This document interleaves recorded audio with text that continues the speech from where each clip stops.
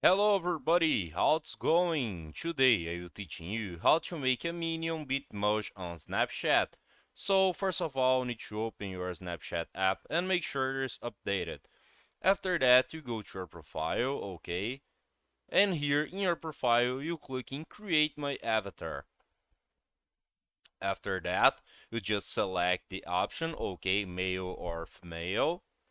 After that, you click in Skip. So you see that screen here, okay? And in the skin color, you scroll down to select yellow, okay?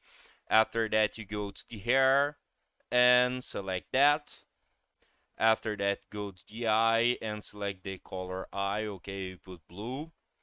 After that, you go to the glasses, okay? And here in the glasses, you select that glass here, okay? I like that glass here. And after that, you go to the outfit, okay? You select that option here, just scroll down, and you see that option here, okay? In the right, you select that. So that's it. I hope I can help you with this video. If you like, don't forget to subscribe to our channel and hit the like button. See ya!